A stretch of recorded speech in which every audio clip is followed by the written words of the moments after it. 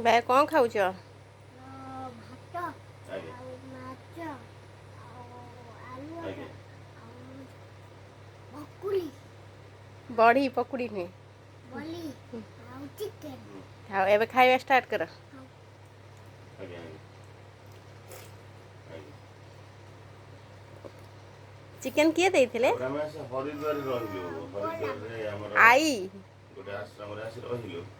Tasty ଲାଗୁଥିଲା chicken? ସେ କହିଦିଅ ଆଈ ଭାରତ ମାତା ଚିକେନ୍ ଟେଷ୍ଟି। ରୋଡ଼ରେ ସେ ଆଶ୍ରମ। ହାତରେ କହିଦିଅ କେମିତି ଟେଷ୍ଟି।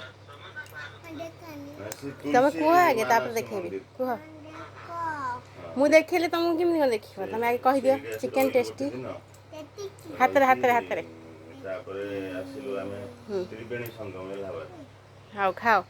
ଦେଖ ଏଲାହାବାଦରେ ଖୋଇଦେବି ଆଉ ଭାତ ଖାଅ। ଆମର ସେ ଓଡ଼ିଶାରେ ଗୋଟେ ଅଛି। ଓଡ଼ିଶା ଲୋକ ବୁଝାବୁଝି କରୁଛନ୍ତି ସେ ଆଶ୍ରମଟା ଆମର ମାଛ ଛଡ଼େଇ ଦେଉଛି। ରାଧାକୃଷ୍ଣଙ୍କର। ଚିକେନ୍ ଖାଉଥାଅ। ସେଇଠି ରହିଛୁ ରାତିରେ ନେ 500 ଟଙ୍କା 400 ଟଙ୍କା ନେଲେ 3 ଟିକିଆ ବେଡ଼ ଦେଇଥିଲେ। ଆଉ ସେଇଠି ମାଛ କଲୁ ଛଡ଼େଇ ନା ଦେଉଛି। ହଁ ଭୋକ ଆଉ ସହିହେଲାନି। ଆଉ ତାପରେ ଦାଦା ବି ଦାଦା ତମେ ଆମେ ଆଳୁ ଭର୍ତ୍ତା ରିଆକ୍ସନ୍ ହେରିକା ଖାଉଥାଅ, କରିଛୁ। ଚିକେନ୍ ଫିକେନ୍ ଖାଉଥାଅ। କାରଣ ଆମର ଟିକେ ଅହଙ୍କାର ରହୁଛି ମନ ଭିତରେ। ଆମର ଗୋଟେ ରାଗ ଭାବ ଆସୁଛି। ଯେତେ ଚେଷ୍ଟା କଲେ ବି ତାକୁ ଭାଙ୍ଗିବା ପାଇଁ ହଉନି। ସେଇଟା ରହୁଛି କିନ୍ତୁ ଦାଦାଙ୍କର ସେଇଟା ନାହିଁ। ସିଏ ତାପରେ ସିଏ କହିଲେ ମୁଁ ତ ରାଗି ପାରିବିନି ନା ସନ୍ତୋଷ ଉପରେ ମୋର ତ ପାପ ହବ।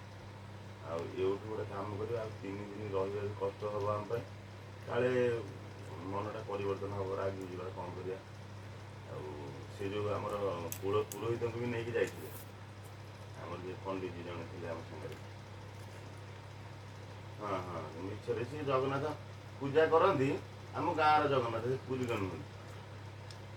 ହଁ ହଁ ହଁ ସେ ଜଗନ୍ନାଥ ପଣ୍ଡିତ ପୁରୀ ଆମ ଗାଁର ଜଗନ୍ନାଥ ଭଲ ବହୁତ ଉଚ୍ଚକୋଟୀ ଲୋକ। ପାଠଶାଠ ପଢ଼ିକି ସେ ପଣ୍ଡିତ କାମ କରୁଛନ୍ତି। ତାଙ୍କ ବାପା କରୁଥିଲେ। ତାଙ୍କୁ ଦାଦା ନେଇଥିଲେ ଆଉ କହିଲେ ଜଣେ ସାଧୁଙ୍କୁ ନେଇକି ଯିବା। ସିଏ ବ୍ରାହ୍ମଣ ଯିଏ ଯାଇଥିଲେ ଆମ ସହିତ ସିଏ ବି ରାଗନ୍ତି।